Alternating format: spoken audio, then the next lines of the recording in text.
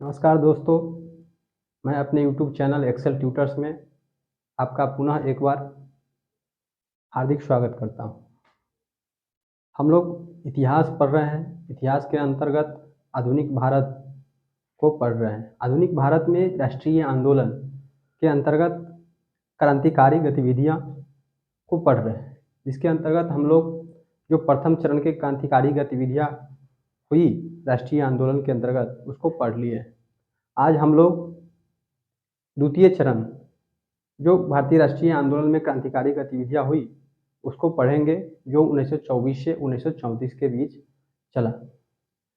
अतः बहुत रोचक विषय है। आज ऐसे विषय को पढ़ रहे हैं जिसमें अनन्य राष्ट्र प्रेम, जो अदम्य साहस, वीरता, पराक्रम, दुस्साहस आदि के गौरवपूर्ण जो बलिदान का इतिहास है उसको पढ़ेंगे। जैसा कि आपको क्रांतिकारी इतिहास के जो पहले चरण हैं उसमें बताए थे कि 1915 में जब 1914 के से जब प्रथम विश्व युद्ध आरंभ हुआ था, तो उसके बाद जो भारत में क्रांतिकारी गतिविधियां था या विदेश में भी संचालित हुआ था वह शिथिल पड़ गया था, वह धीमा पड़ गया था, क्योंकि युद्ध के नाम पर अंग्रेजी सरकार ने इन क्रांतिकारियों को कठोर से कठोर सजा दिया था।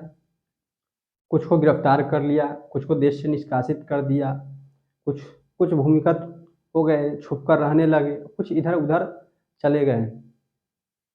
लेकिन मॉन्टेगू चम्सफोर्ड सुधार लागू करने के लिए सरकार ने एक सौहार्दपूर्ण वातावरण सृजित करने का प्रयास किया और इसीलिए उसने 1920 में जो अनेक क्रांतिकारी आतंकवाद थे जिसको सजा को कम कर या आम माफी के तहत जेल से रिहा कर दिया।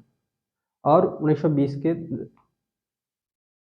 समयों में और इसी समय एक ऐसे व्यक्ति भारत के राजनीतिक क्षितिज पर आगमन आया था जो दक्षिण अफ्रीका से सफल संघर्ष करके आया था, और उसने जो चंपारण सत्याग्रह, खेरा जो सत्याग्रह है, अहमदाबाद मिल हड़ताल के माध्यम से भारत के राजनीतिक में हड़कंप मचा दिया था, भूचाल मचा दिया था, और वह थे गांधी।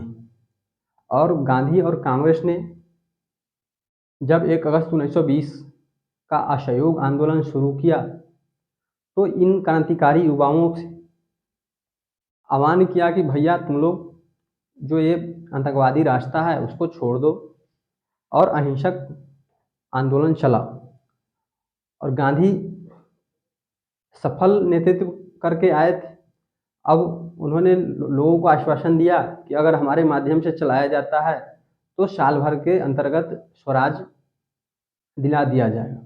युवा तो यही तलाश में थे ही, और बहुत उत्साह के साथ बहुत युवा जो पढ़ाई लिखाई छोड़कर या अपना घर बार छोड़कर उत्साह से असहयोग आंदोलन में शामिल हो गए।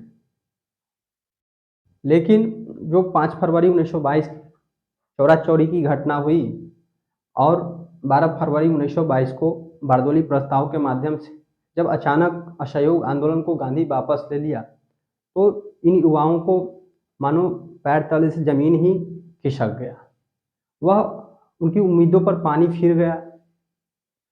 अब उनके जो अचानक वापस लिया गया वह उनके साथ विश्वासघात लगा। जैसे देखते हैं कि आजकल बागेश्वर बाबा बहुत प्रचलित चर्चा का विषय बने हुए, वो अपने जादुई शक्तियों के लिए, और लोग उन काफ़ी अपेक्षाएं से उनके पास जाता है, बहुत लंबी लंबी यात्राएं कठोर साधना करके।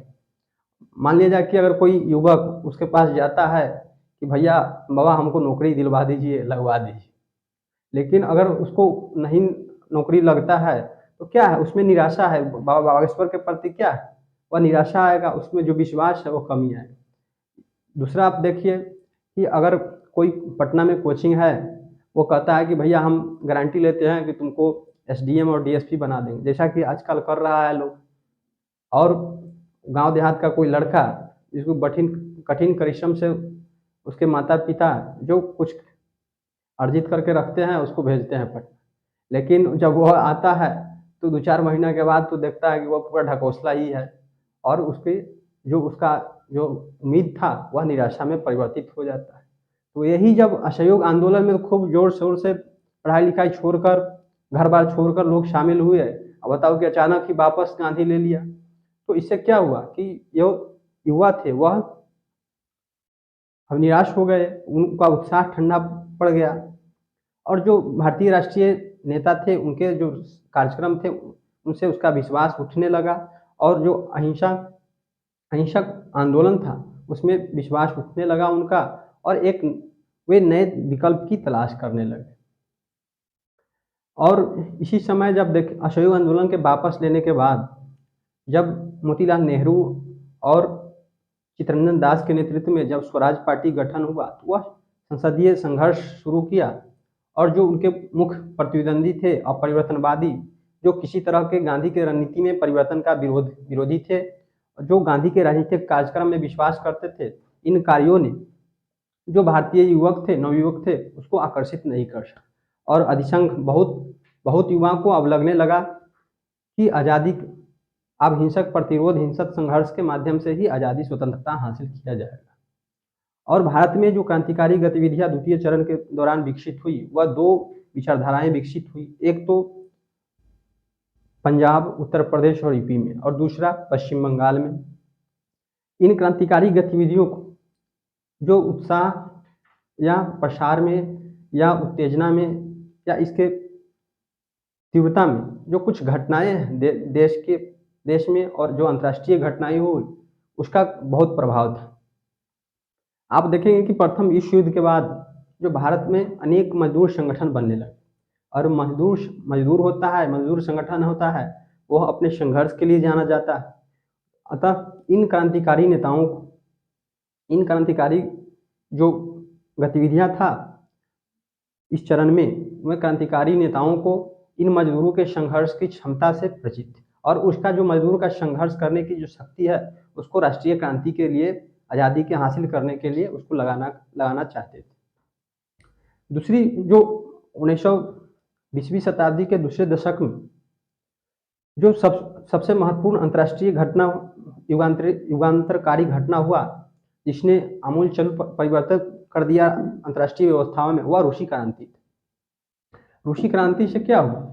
एक जो सरबराह था, एक समान व्यक्ति था, उसमें नया एक आशा और उत्साह जगा और जो भारतीय जो युवक क्रांतिकारी थे, उसमें उसको अक्षुण्ण प्रेरणा दिया। और जब रूस में साम्यवादी व्यवस्था स्थापित हुआ और जो वहाँ सत्तारूढ़ बोल्शेविक पार्टी थी, उसका इन्होंने क्रांतिकारी युवकों ने सहयोग लेने का प्रयास किया। समाजवाद क्या है? जैसे आज गांव देहात में एक तालाब है तो उसमें मछली है, तो मछली उसमें सब मारेगा और उसकी जो मछली है वह सबके पहुंच तक होगा। यही तो समाजवाद है।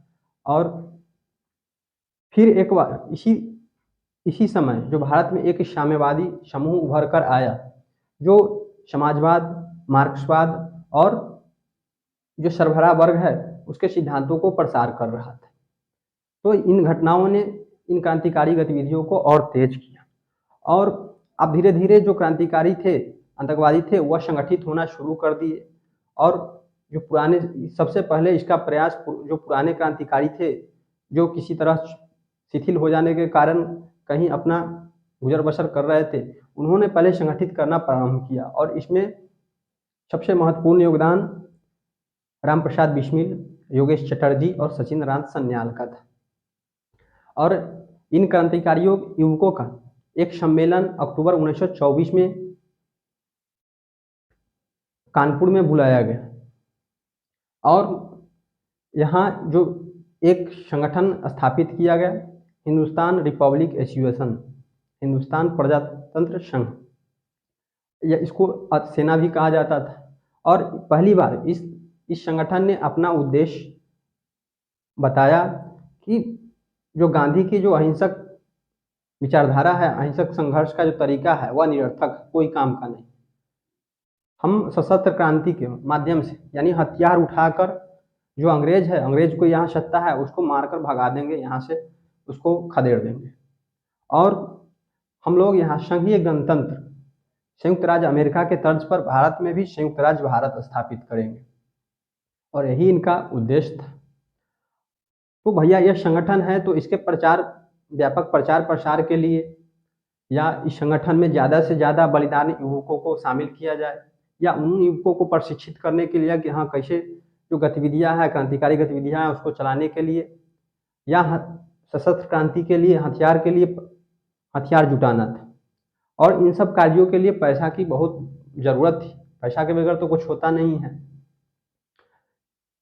तो इस संगठन के नेतृत्व में जो सरकारी डाका है, पैसा इकट्ठा करने के लिए सरकारी डाका है, उस पर डाका डाला गया सरकारी खजानों पर। और 9 अगस्त 1925 को इस संगठन के नेतृत्व में 10 क्रांतिकारियों ने लखनऊ यूपी के एक गांव ककोड़ी था, उसमें 8 डाउन ट्रेन पर जो सरकारी रेलवे का खजाना था उसको लूट लिया। और लूट लिया तो भाई जिसका खजाना संपत्ति लूट जाएगा वैसे ही थोड़े छोड़ देगा।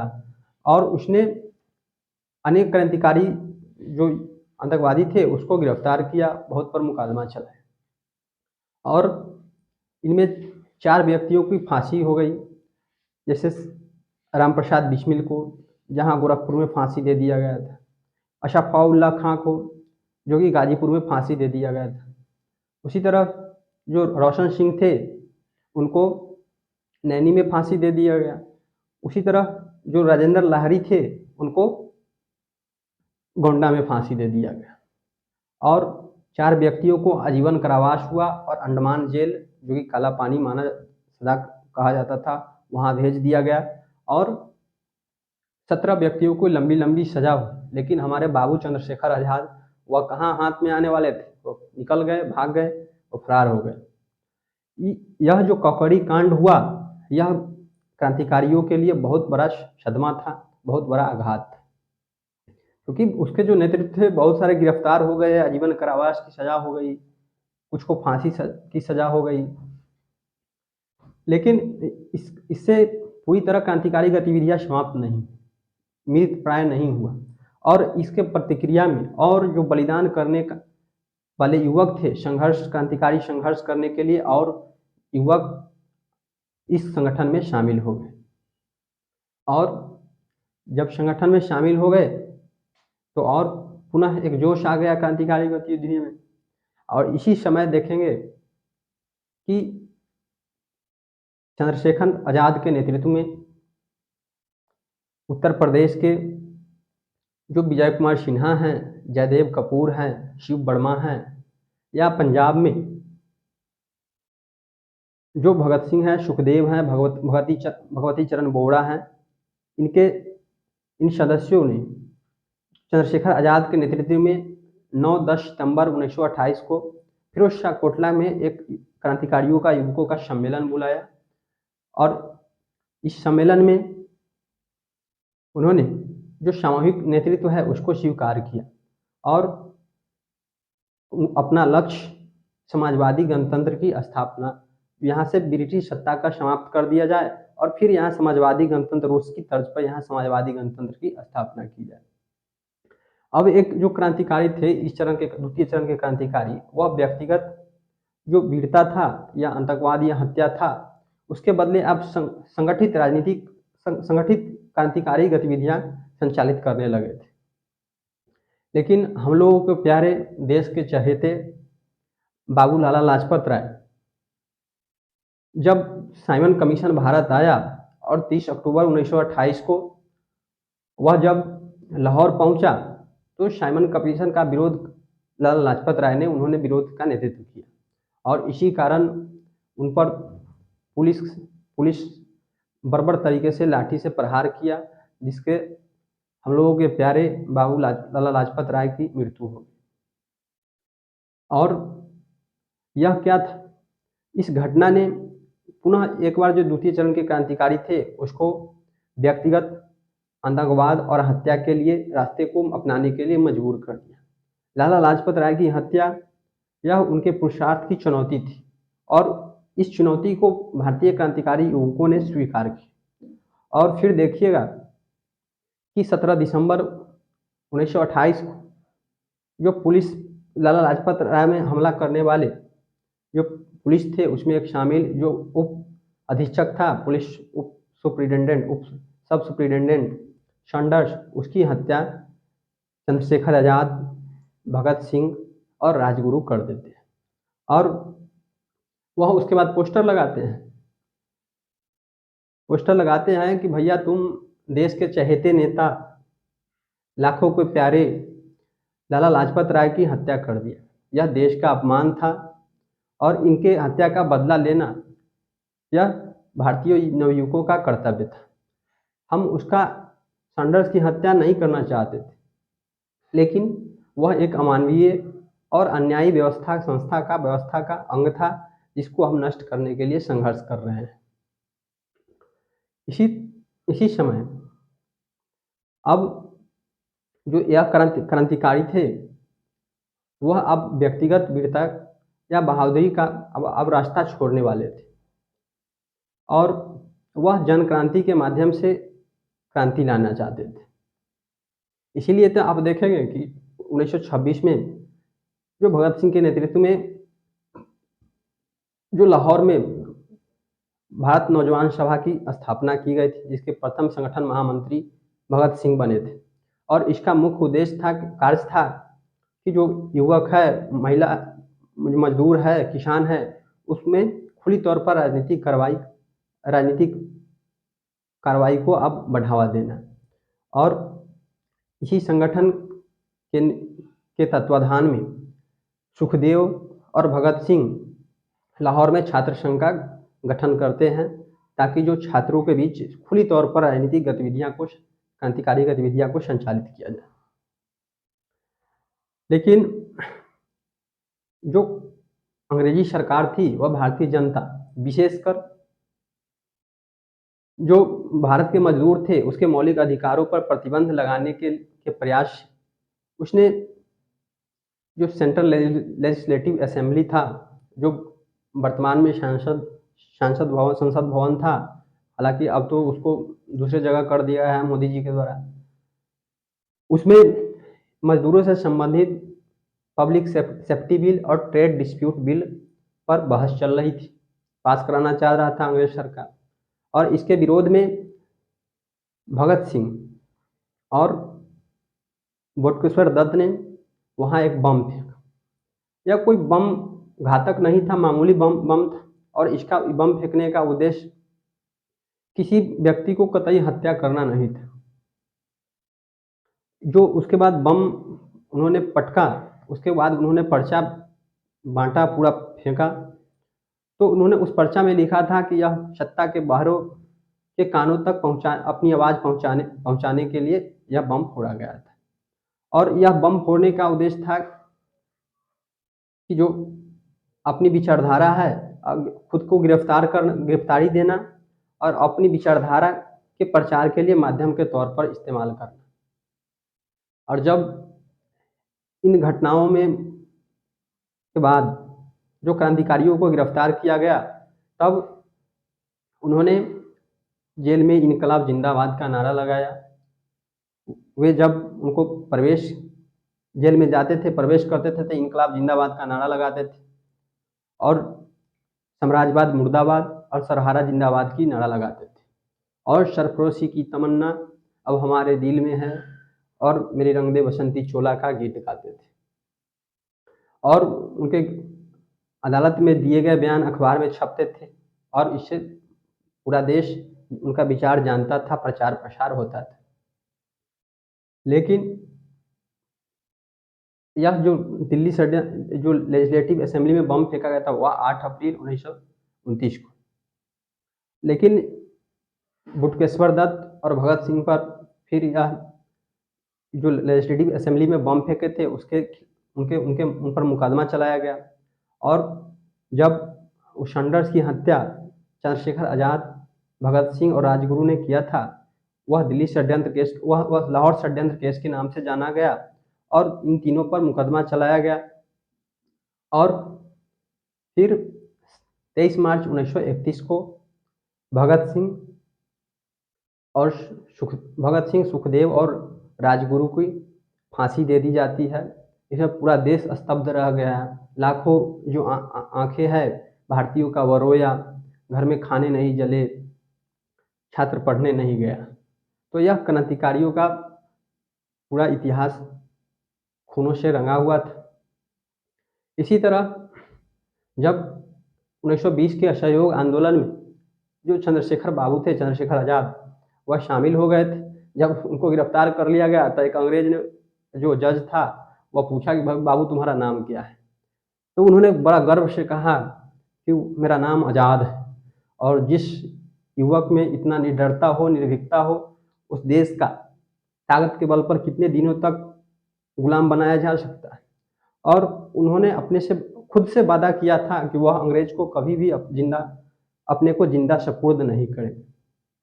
और 27 फरवरी 1931 जो उत्तर प्रदेश के इलाहाबाद में एक अल्फ्रेड पार्क था, वहाँ अपने साथियों को एक मीटिंग करते हैं। लेकिन इसकी जो सूचना है वह अंग्रेजों को मिल जाती है और अल्फ्रेड पार्क को घेर लेता है और वहाँ संघर्ष होता है। और अंतिम सांस तक उन्होंने अपनी जो राष्ट्र था, अपनी जो भारत माता था, उसके प्रति पूरी तरह प्रतिबद्धता से समर्पित रहा और संघर्ष किया उसको छुड़ाने के लिए, इसको गुलामी से, जंजीरों से मुक्त करने के लिए। जब उनके पास अंतिम गोली बची तो उन्होंने खुद को मारकर आत्महत्या कर ली।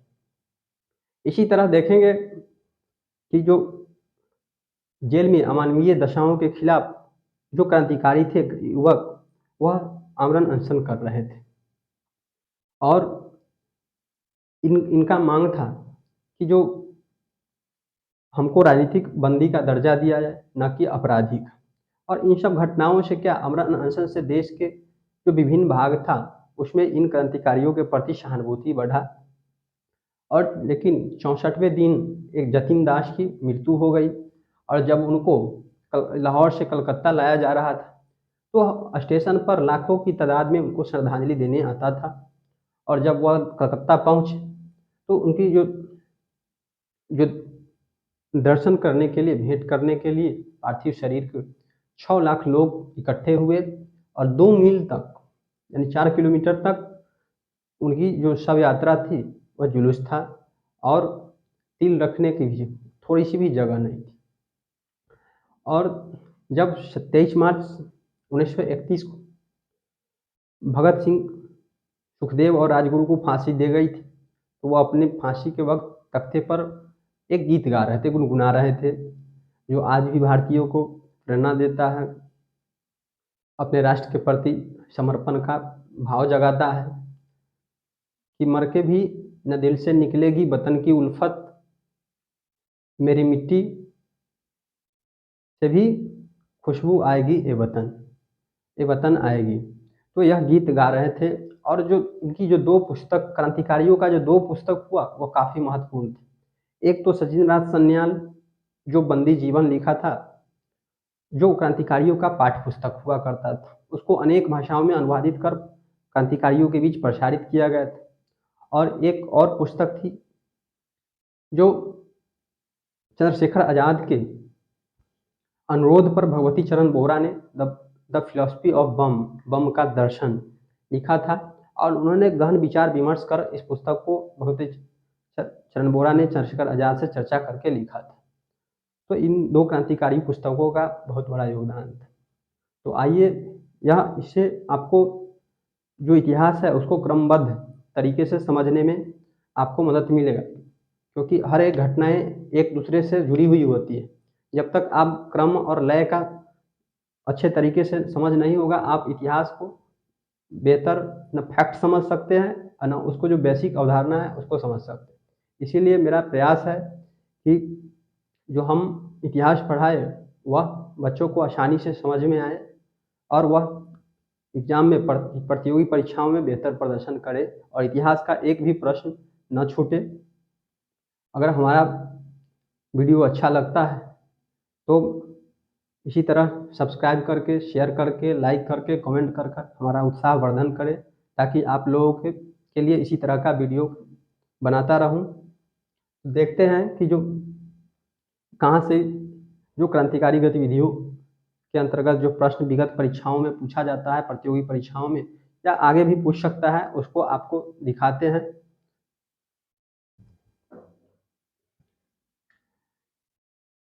अगर आपसे पूछा जाए कि द्वितीय चरण के क्रांतिकारी जो गतिविधियां था उस पर किन घटनाओं का प्रभाव था, यह ऐसा क्वेश्चन पूछता है।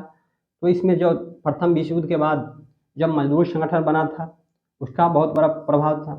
1917 के जो रूसी क्रांति हुआ जिसने एक अंतर्राष्ट्रीय स्तर पर एक नई सामाजिक व्यवस्था दिया और शोषण उत्पीड़न का समाप्ति का आह्वान किया था। तो रूसी क्रांति का या भारतीय क्रांतिकारियों का जो अक्षुण्ण प्रेरणा स्रोत यह दिया, और जो बहुत सारे जो क्रांतिकारी नेता थे वह साम्यवादी विचारधारा से प्रभावित थे।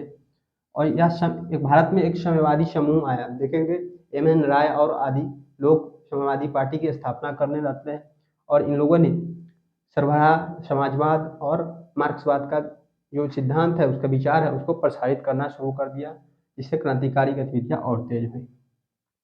अब देखेंगे कि फिर संगठन बना।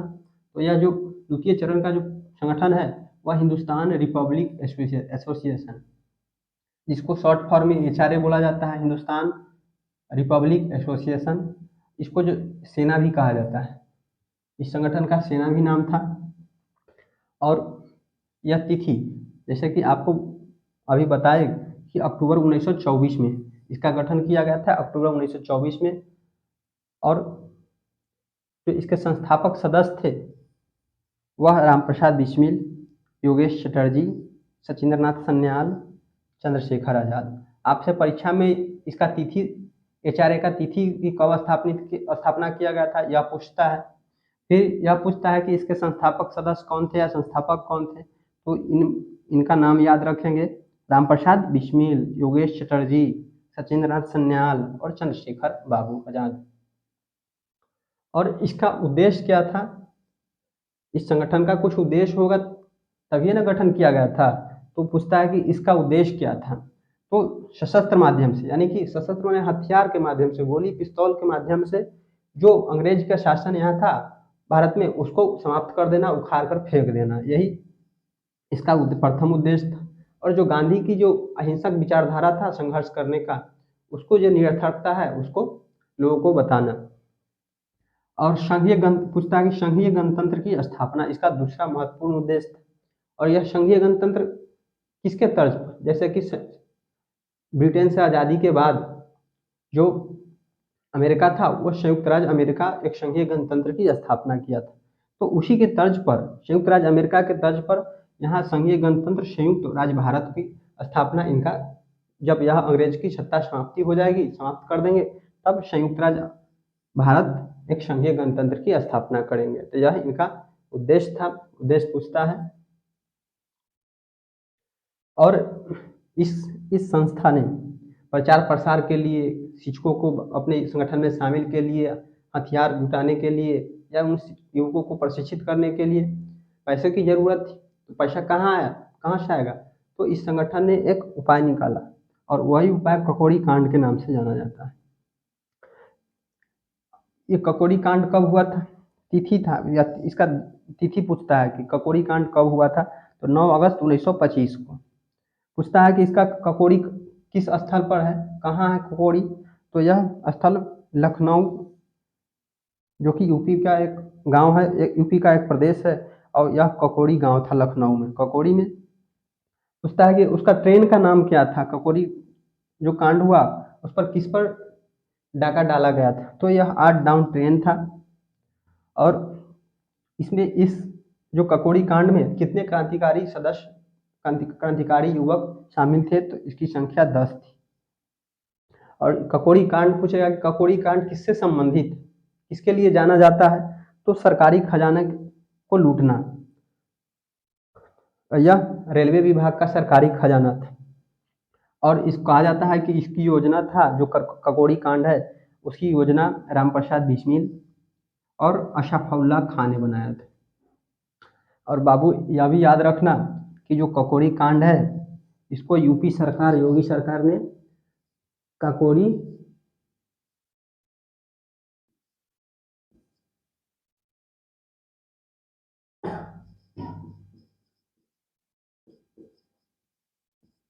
ककोरी ट्रेन कार्यवाही, ककोरी ट्रेन एक्शन नाम परिवर्तित कर दिया है अब ककोरी कांड का।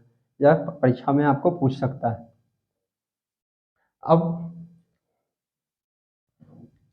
अब जब यह घटना उसका खजाना लूट लिया अंग्रेज का, तो अंग्रेज भी चुप थोड़े बैठने वाला था। अब वह किया कि बहुत को गिरफ्तार कर लिया, मुकदमे चलाया। और इसमें पूछता है इस कि फांसी किन किन व्यक्तियों को दिया गया था। यह एग्जाम में पूछता है, परीक्षा में पूछता है कि ककोरी कांड के घटना के बाद किन भारतीय क्रांतिकारियों को फांसी दिया गया था। तो यह फांसी 4 व्यक्तियों को दिया गया था। काफी इनका नाम पूछता है, राम प्रसाद बिस्मिल, अशफाउल्ला खां, रोशन सिंह और राजेंद्र लाहिड़ी। 4 व्यक्ति हैं, इनको फांसी दिया गया था। कभी कभी पूछता है कि राम प्रसाद बिस्मिल को किस जेल में फांसी दिया गया था या कहाँ दिया गया था, या अशफाउल्ला खां को फांसी कहाँ दिया गया था। तो जो राम प्रसाद बिस्मिल है उनकी फांसी गोरखपुर में हुई थी, और जो अशफाउल्ला खां थे उनको गाजीपुर में, और जो रोशन सिंह को फांसी नैनी में दी गई थी, जबकि राजेंद्र लाहिड़ी को गोंडा में दिया गया था।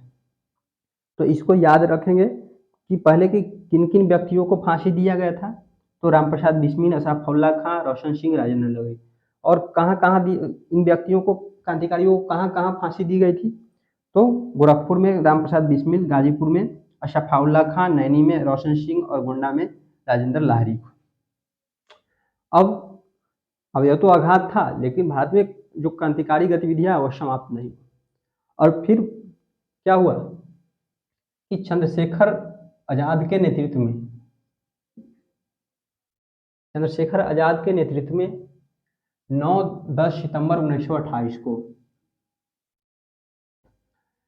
एक क्रांतिकारी युवकों का सम्मेलन बुलाया गया। इसमें यूपी प्रमुख सदस्य थे, यूपी से शिव वर्मा, विजय कुमार सिन्हा और जयदेव कपूर। जबकि जो पंजाब से सदस्य थे, भगत सिंह, सुखदेव और भगवती चरण बोरा इनके प्रमुख सदस्य थे। इन क्रांतिकारी युवकों का फिरोज शाह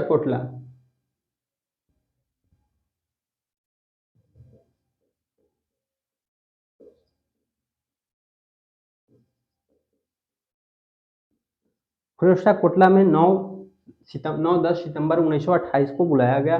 और यहीं पर जो यह हिंदुस्तान रिपब्लिक एसोसिएशन था या सेना था, इस संगठन का नाम परिवर्तित करके हिंदुस्तान सोशलिस्ट रिपब्लिक एसोसिएशन यानी HSRA कर देते हैं। क्योंकि उस वक्त के जो क्रांतिकारी थे भगत सिंह और आदि, वह समाजवादी विचारधारा से काफ़ी प्रभावित थे और वह भारत में समाजवादी व्यवस्था को स्थापित करना चाहते थे। तो इसमें पहला क्वेश्चन पूछता है कि हिंदुस्तान सोशलिस्ट रिपब्लिक एसोसिएशन, जो हिंदुस्तान रिपब्लिक एसोसिएशन है, उसका नाम परिवर्तित करके क्या कर दिया गया था। तो Hindustan socialist Republic association HSRA। इसका पूछता है कि यह हिंदुस्तान सोशलिस्ट रिपब्लिक एसोसिएशन किसके नेतृत्व में गठन किया गया था। कभी कभी ऑप्शन भगत सिंह दे देता है और चंद्रशेखर आजाद देता है। तो इसका जो गठन है चंद्रशेखर आजाद के नेतृत्व में ही किया गया था। यह चंद्रशेखर आजाद थे। और इसके जो प्रमुख सदस्य, कभी कभी ऑप्शन में आपको 5-6 व्यक्ति का नाम दे देगा, पूछेगा कि इसके प्रमुख, हिंदुस्तान सोशलिस्ट रिपब्लिक एसोसिएशन के प्रमुख सदस्य, संस्थापक सदस्य कौन थे।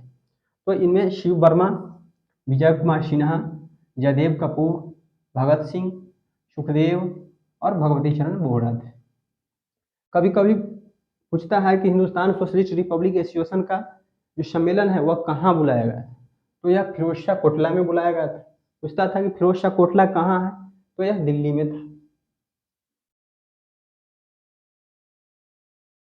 कभी कभी पूछता है कि जो यह हिंदुस्तान सोशलिस्ट रिपब्लिक एसोसिएशन है उसका गठन कब किया गया था। तो यह 9-10 सितंबर 1928 को। तो इससे संबंधित प्रश्न। और इसका उद्देश्य जानते हैं कि इसका उद्देश्य जो समाजवादी गणतंत्र की स्थापना था, और यह व्यक्तिगत बहादुरी या हत्या के बाद अब संगठित क्रांतिकारी गतिविधियां करना चाहते थे। इसलिए उन्होंने सामूहिक नेतृत्व, जब पहले चरण का है वहाँ व्यक्तिगत नेतृत्व है, लेकिन यहाँ अब सामूहिक नेतृत्व की बात की, भाई हम लोग मिलकर एक संगठित तौर पर आंदोलन चलाएंगे, इन क्रांतिकारी आंदोलन को, ताकि अंग्रेजों को यहाँ से भगाया जा सके। लेकिन क्या होता है कि जो हम लोगों को चहेते थे, जो शेरे पंजाब के नाम से जाने जाते थे, लाला लाजपत राय, वह साइमन कमीशन का विरोध करते हैं। जब 30 अक्टूबर 1928 को साइमन कमीशन लाहौर आया तो लाला लाजपत राय के नेतृत्व में एक जुलूस ने उसका विरोध साइमन गो बैक, साइमन वापस जाओ के नारे लगे।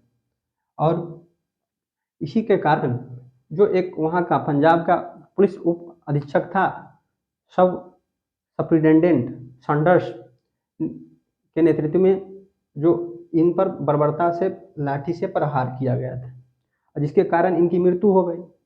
और ये क्रांतिकारियों का, पंजाब के जो क्रांतिकारियों का तो चहेता थे ही, प्यारे थे ही, पूरा देश में इनका जो आदर्श के साथ देखा जाता था, बहुत बड़े नेता थे। और भाई इतना बड़ा नेता का हत्या हो जाएगा तो यह क्रांतिकारी युवक थोड़े चुप रहेगा। उन्होंने अपने पुरुषार्थ के लिए चुनौती समझा और इसको स्वीकार किया और पुनः एक बार जो सामूहिक क्रांतिकारी गतिविधियां था उससे अब यह व्यक्तिगत जो बहादुरी, आतंकवाद और हत्या का जो रास्ता था पुनः अख्तियार कर लिया। और क्या हुआ कि जो 17 दिसंबर 1928 को जो चंद्रशेखर आजाद, भगत सिंह और राजगुरु ने सैंडर्स की हत्या कर दी। पूछता है कि सैंडर्स की हत्या किस तारीख को की गई थी? 17 दिसंबर 1928 को। पूछता है कि सैंडर्स की हत्या में कौन कौन शामिल थे? तो चंद्रशेखर आजाद, भगत सिंह और राजगुरु।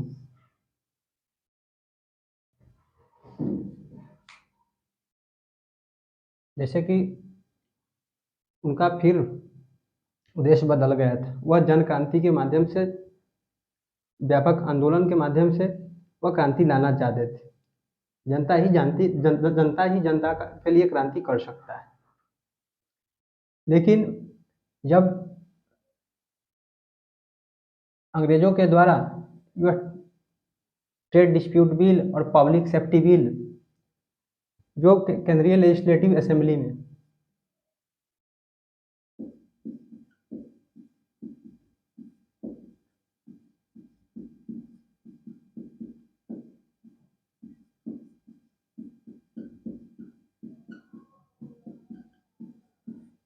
इस सेंट्रल लेजिस्लेटिव असेंबली, जिसको केंद्रीय विधानसभा कहा जाता था, जो दिल्ली में था, उसमें ट्रेड डिस्प्यूट बिल और पब्लिक सेफ्टी बिल या मजदूरों से संबंधित था, जिसको अंग्रेजी सरकार पास करना चाहता था ताकि जो मजदूर, उस समय मजदूर काफ़ी प्रखर हो गया था, काफ़ी तेज आंदोलन चला रहा था, तो उसको रोज हड़ताल करता था, विरोध करता था। इसलिए उस पर प्रतिबंध लगाने के लिए यह दोनों बिल पास कर रहा था अंग्रेज सर जल्दबाजी में। तो इसके विरोध के लिए जो चंद्रशेखर, जो बुटकेश्वर दत्त हैं और भगत सिंह 8 अप्रैल 1929 को वो सेंट्रल लेजिस्लेटिव असेंबली में बम मार देते हैं और उसका विरोध करते हैं। और किसी की हत्या करना नहीं था, मात्र विरोध करना था। और उनका जो उसके बाद वो पर्चा बांटते हैं, उस पर्चा में लिखा था कि जो सत्ता के बहरे कानों तक अपनी आवाज़ पहुंचाने के लिए, तो उसका वह अपने प्रचार का माध्यम बनाना चाहते थे, यह उनका कार्य था। तो पूछता है कि यह कि दिल्ली षड्यंत्र केस कब हुआ था? तो 8 अप्रैल 1929 का। यह पूछता है कि सेंट्रल लेजिस्लेटिव असेंबली में कब बम फेंका गया था? तो यह 8 अप्रैल 1929 को। पूछता है कि सेंट्रल लेजिस्लेटिव असेंबली में किसने बम फेंका था? नाम पूछता है, तो यह भगत सिंह और बुटकेश्वर दत्त। और पूछता है कि किस सेंट्रल लेजिस्लेटिव असेंबली में किस बिल पर बहस चल रही थी उस समय बम फेंका गया था? तो यह पब्लिक सेफ्टी बिल और ट्रेड डिस्प्यूट बिल था। इसी के कारण उन्होंने बम फेंका था। और यहाँ नारा क्या देते थे? इनकलाब, जो जब अदालत में प्रवेश करते थे उनको रोज लाया जाता था मुकदमा चलाने के लिए, तो इनकलाब जिंदाबाद, साम्राज्यवाद का मुर्दाबाद और सर्वहारा जिंदाबाद। पूछता है कि किसके गिरफ्तारी में वह अदालत में इस तरह का नारा देते थे? तो एग्जाम में इस तरह का पूछता है। और वह गीत गाते थे, गीत भी पूछ सकता है, सरफरोशी की तमन्ना और हमारे रंग दे बसंती चोला, वह गीत गाते थे। तो यह दिल्ली षड्यंत्र केस था। इसके तहत भगत सिंह और बुटकेश्वर दत्त पर मुकदमा चलाया गया था। उसके बाद जो लाहौर षड्यंत्र केस, जब सैंडर्स की हत्या राजगुरु, चंद्रशेखर आजाद और भगत सिंह ने कर दिया था, तो उसके लिए इन तीनों पर मुकदमा चला गया। इसी को लाहौर षड्यंत्र केस के नाम से जाना जाता है। और यह 3 क्रांतिकारियों को फांसी दे दी गई थी। चंद्रशेखर आजाद तो भाग ही गए थे, फरार हो गए थे। भगत सिंह को, सुखदेव को, राजगुरु को। पूछता है कि लाहौर षड्यंत्र केस के तहत किन क्रांतिकारियों को फांसी दी गई थी। तो इनका नाम याद रखिएगा, भगत सिंह, सुखदेव और राजगुरु। पूछता है कि लाहौर षड्यंत्र केस के तहत किस तिथि को भगत सिंह, सुखदेव और राजगुरु को फांसी दी गई थी। तो यह तिथि भी काफी महत्वपूर्ण है, इसको याद रखिएगा, 23 मार्च 1931। और थोड़ा थोड़ा भगत सिंह के बारे में जान लेते थे। इनका जन्म 1907 में लाहौर में हुआ था। बीपीएससी पूछा है कि यह जो इनकी जो फांसी दी गई थी उस वक्त यह कितने वर्ष के थे। तो इनका आप 1907 में जन्म हुआ था और किसी भी घटना के वक्त इनकी उम्र पूछती है तो उसे आप गुना भागा कर सकते हैं, कितना उनका उम्र था आप अंदाजा लगा सकते हैं। और इनके जो चाचा थे लाला अजीत सिंह,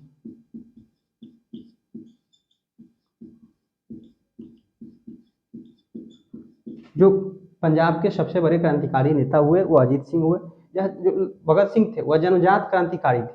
बताओ, इनका 1907 में जन्म हुआ, जिस वक्त भारत में क्रांतिकारी गतिविधियां अपना चरमोत्कर्ष पर था, स्वदेशी आंदोलन के तहत। और जो जिसका इतना चाचा और बाप किशन सिंह इतने बड़े क्रांतिकारी होंगे, उसको सोच सकते हैं कि भाई उसका बेटा कितना बड़ा क्रांतिकारी हो सकता है। जिस तरह से जो अभिमन्यु था अपने माँ के गर्भ में ही मतलब चक्रव्यूह की रचना को भेदने के लिए सीख लिया था, उसी वक्त यह उस माहौल में पढ़े जिसके कारण यह जन्मजात क्रांतिकारी थे। अपने मात्र कम उम्र में ही अपने समकालीन नेताओं से काफी ज्यादा अध्ययन किया था। और यह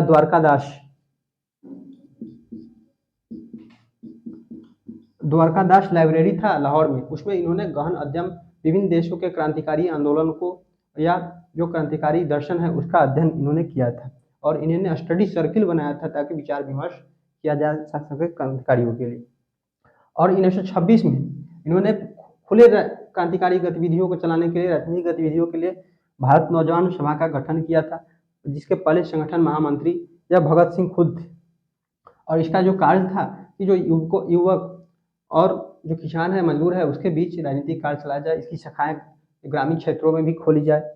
और इसी के तत्वाधान में लाहौर छात्र संघ का भी गठन इन्होंने किया था, सुखदेव और भगत सिंह ने मिलकर।